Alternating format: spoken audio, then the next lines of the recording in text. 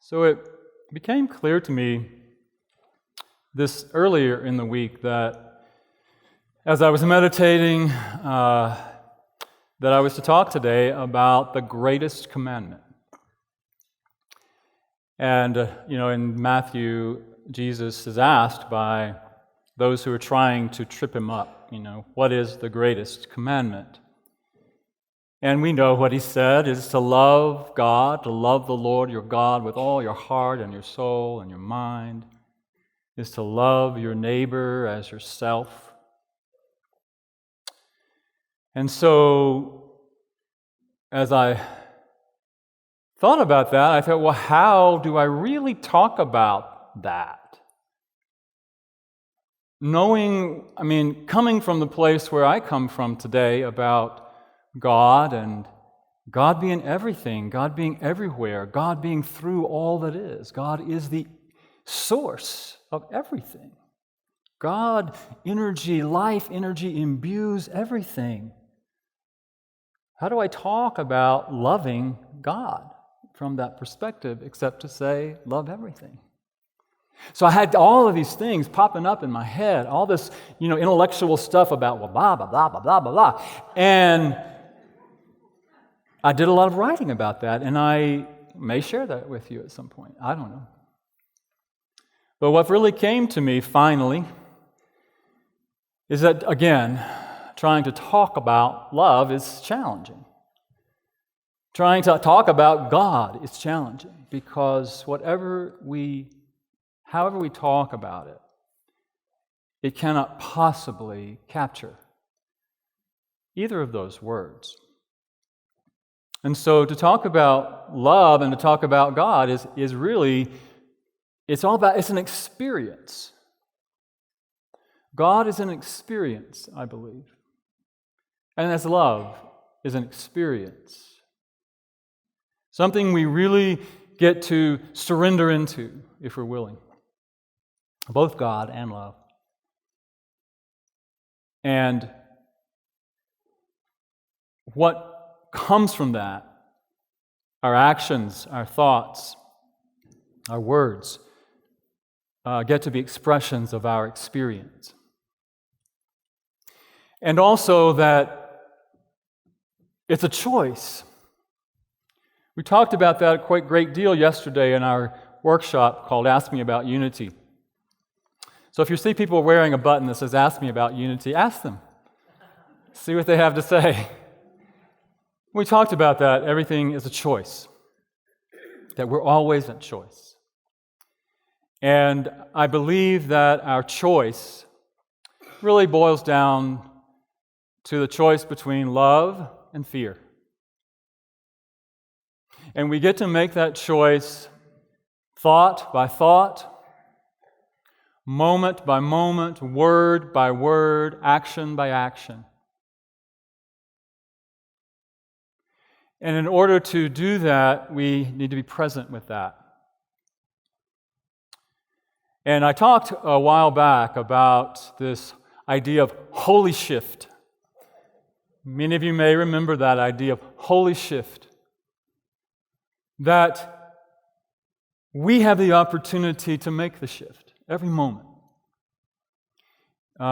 If we find ourselves caught up in fear, for some reason, we can make the shift to love. Now, I'm standing here today confessing that I don't always do that. Sometimes I find myself caught up in this vortex. I like this imagery of this vortex of this fear that sucks me in. Not that I'm a victim of it, but I can allow myself to buy into that, sucked into it, before I recognize it, before I realize it. And my opportunity is to recognize it and to do something about it, to make a choice. Is that where I want to stay? Or do I want to make a shift? And I think that that's true for all of us.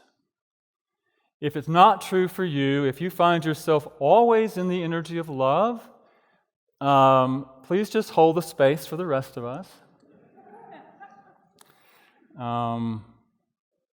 It's not my experience, unfortunately, and I recognize sometimes that I may act from fear, I may speak from fear, I may respond in fear, and I have done my best not to put any fear out on Facebook or anything like that, and I make that choice. But sometimes it stimulates fear for me. So I get to be aware of that. Sometimes I watch the news and I can get stimulated by fear. And I can go into fear. And when I go into fear, I think is pretty typical for us as human beings. We tend to then blame, criticize, condemn those other people. And I own, yes, I do that sometimes, but I don't really want to do that. Because I know that it's not helpful. I know that every time I get into fear and stay in fear and act from fear, that all I'm doing is adding the energy of fear to the collective consciousness. And we see how that continues to play out in our world. It's so easy for me to look out there and say, they should not, or they should. And what I became painfully aware of this week is a reminder that usually what I see out there is somewhere alive in me. Where am I contributing to that? Because that does not happen in a void, right? And so what I recognize is that it's my opportunity to make the shift in every moment when I recognize that I am caught up. I have allowed myself to step into that vortex of fear and begin to react from that. So I want to use, once again, this acronym of SHIFT to share with you this process that I am aware of for me that may be helpful for you, and it may not, but I want to share it with you today. This acronym of SHIFT, and how does that look for me? And for me, it begins with self. The S would be self-awareness and self-accountability. Because I'm the only one. I am the only one who can know when I'm in fear or in love. I'm the only one. And you're the only one that can know where you're coming from. You're the only one that can know if you are in fear or if you're in love. Now, I may make some assumptions about somebody's actions being from fear, but I can't know that. And so I have to be responsible for me, as do you, to be aware of when we are acting, speaking, writing from fear. And to be accountable. That's the other piece to me, self-accountability. Because I'm the one that gets to hold myself accountable to making the shift or not. Because nobody's going to do it for me. And nobody's going to do it for you. Now, we may have accountability partners, we may have prayer partners, we may have other people in our lives that we can partner with to help us stay accountable to that, who can point out to us or question us or ask us, hey, I'm noticing this is showing up for you. Is it fear? Are you in fear? I would suggest we find people like that. Maybe it's your spouse, maybe it's somebody else in your life. Sometimes it's not easy to hear that from a spouse, I found, when they point out things like that. The self-awareness is the key, and self-accountability is a part of that. Where am I coming from, and do I want to make the choice to change that? The H of shift for me is honesty. To be honest with myself, first of all, and to be honest as much as I can in my way of communicating with other people. And what I am aware of is that sometimes honesty is not being honest with myself is not always pretty. Because I get to look at, if I'm noticing something out there and I'm really stimulated in fear by what I'm noticing out there, as I said, chances are there's some piece of that that's alive in me. And when I see some of the things that are happening in the world today, I'm thinking, ugh. And I'm going to be honest with myself. Where is that showing up for me? I don't want to look at that. I'll be honest with you. I sometimes don't want to look at that. But I get to ask myself those questions. Where am I? Where do I treat people of color differently? Do I treat people of color differently? Can I be honest with myself about that?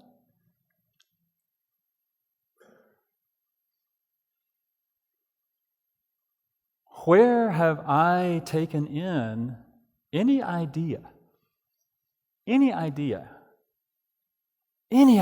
that white people are better than people of color? I grew up in the deep South. South, you heard me say. Where did I take that in? When I see people being separated and people being incarcerated, where am I doing that to other people? Where am I in my way of being, in my way of thinking, separating people?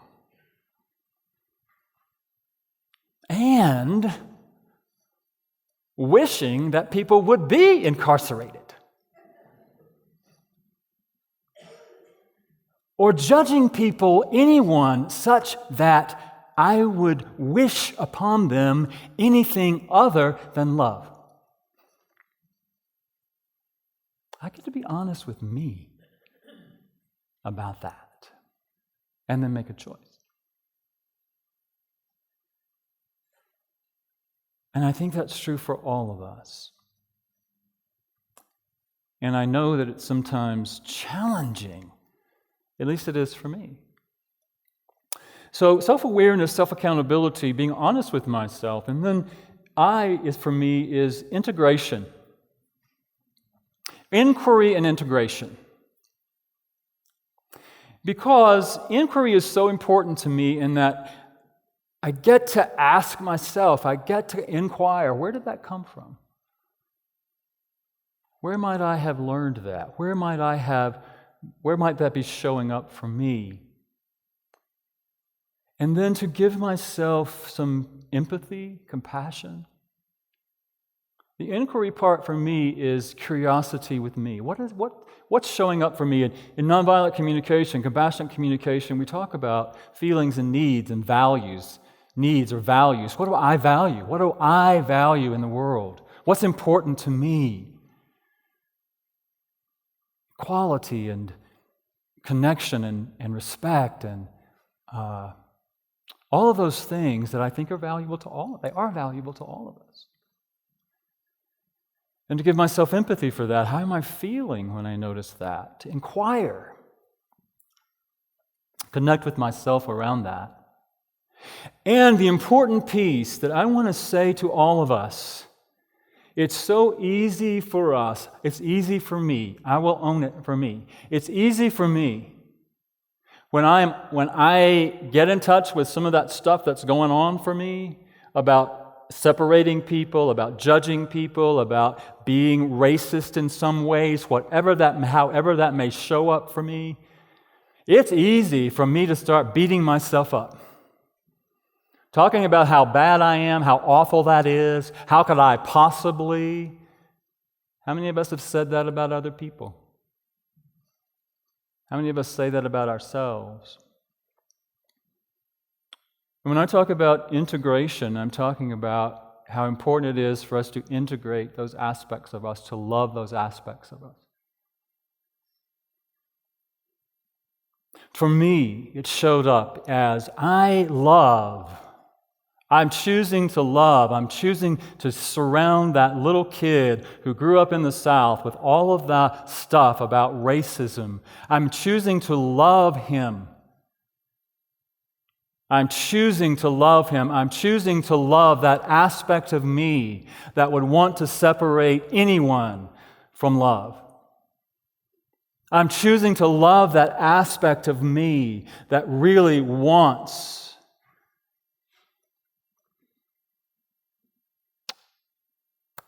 for things to be, not things to be different, but really acts from that place of fear. I'm loving myself in the ways I sometimes get caught up in fear. Because that's the way to transform the fear. It's not helpful for us to beat ourselves up. It's not helpful for us to tell us how bad we are. So, integrating that, inquiring about that, and integrating that into ourselves, loving ourselves in that, because that's what's going to transform it. And I'm recognizing that I had some slides I wanted to show you, and I will do that. So let's look at that first slide. This popped up on my Facebook feed by a friend. They asked her, "What is the key to saving the world?" And she answered, You are the key. Heal yourself. Know yourself. Make yourself whole and free. Release any limits so that your love can flow unconditionally for yourself and the world. This will open the heaven of your heart completely, and it will guide you without fail. It's Young Pueblo. How do we transform the world? By transforming ourselves, by knowing ourselves, by healing ourselves, by freeing ourselves, by loving ourselves. And maybe that's what Jesus meant when he said, love yourself. Because I really have come to believe the adage, you cannot truly love another until you really love yourself. Because until you love yourself, you're going to continue to project all that stuff onto other people. At least that's been my experience. So forgiveness is the F part of shift. And forgiveness is a powerful tool. I have something I wanted to share with you from A Course in Miracles, which is about forgiveness. A Course in Miracles, if you're not familiar with it, uses masculine pronouns, so I'm not going to work to change that, but just know that that uses masculine pronouns. Forgiveness paints a picture of a world where suffering is over. Loss becomes impossible and anger makes no sense. Attack is gone and madness has an end. What suffering is now conceivable? What loss can be sustained? The world becomes a place of joy, abundance, charity, and endless giving.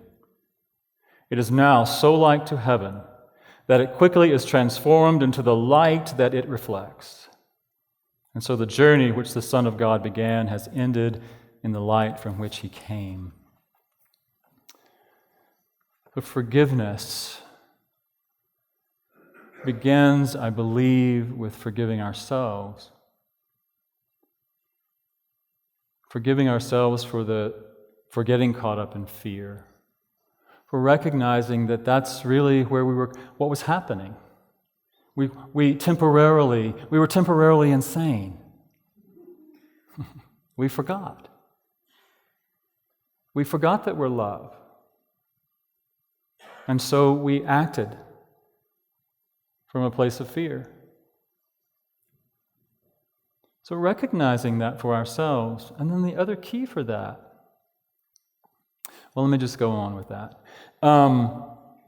There's another, I want us to repeat together this next prayer. Let's read this together. This is a prayer or an affirmation of forgiveness. So let's read it together.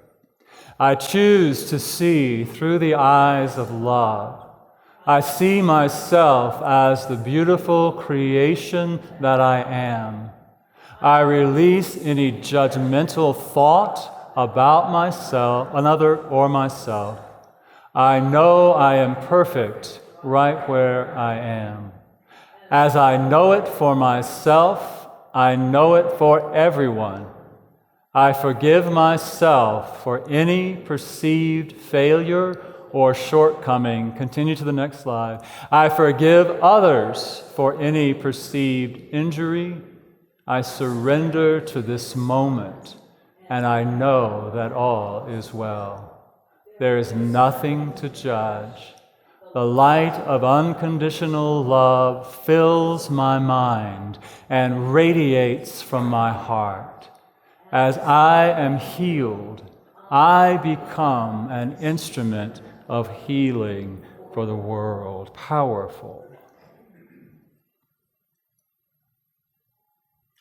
And I want to remind us, the Scripture tells us, when I declare a thing, it is done. As I believe, so it is done. As I accept it, so it is done. Now, I know that forgiveness doesn't happen like that, although it can. It's a process, I think, again, a moment by moment, thought by thought, word by word, action by action choice. Forgiving ourselves.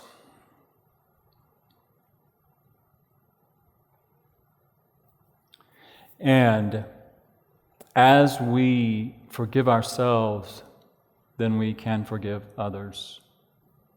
Again, can we see? Can we see others through the eyes of unconditional love?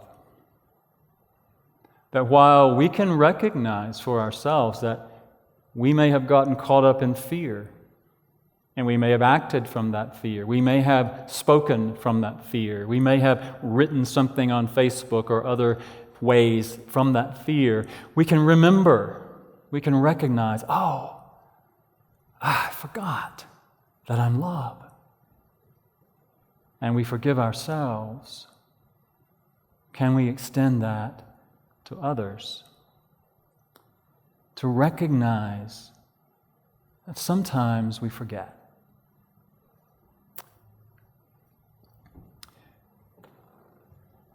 But that our responsibility, our challenge, our opportunity in every moment is our self-awareness, our self-accountability, our self-honesty, our inquiry and integration, our forgiveness, and moving into the T, which is transformation. that when we are open and we align ourselves with the intention to transform ourselves, to heal ourselves, to be open to the awareness of love's reality, and we align to that, then we open ourselves to transformation. And that is truly, I believe, what we are about here. I believe that's what unity is about. Transformation. Sometimes talk about the difference between translational and transformational. Translational is about just feeling better about where we are,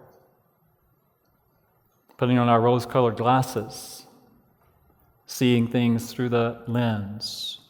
Transformation is about doing the work. It's about doing what is ours to do to transform ourselves so that we then can assist in transforming the world, in creating a world that reflects the light, or a world that reflects, as Course in Miracles said, the end of suffering. And so I believe that is our opportunity. And so, I believe that is how we live the greatest commandment. To love ourselves, to be self-aware and self-accountable, to be honest with ourselves, to integrate those aspects of ourselves that come from fear, to forgive ourselves so that we can be transformed. And when we are transformed, we show up differently.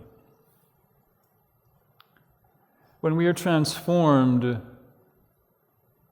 we walk in the world differently. And we become the expression of unconditional love. Just as our way shower, Jesus and many other masters, exampled for us. And I know sometimes we say, well, that was Jesus. He did it. Yeah, but he was here to show us how to do it. And so loving yourself, extending that same love to each other and to those that we see as other, is, I believe, loving God. So it's all the same.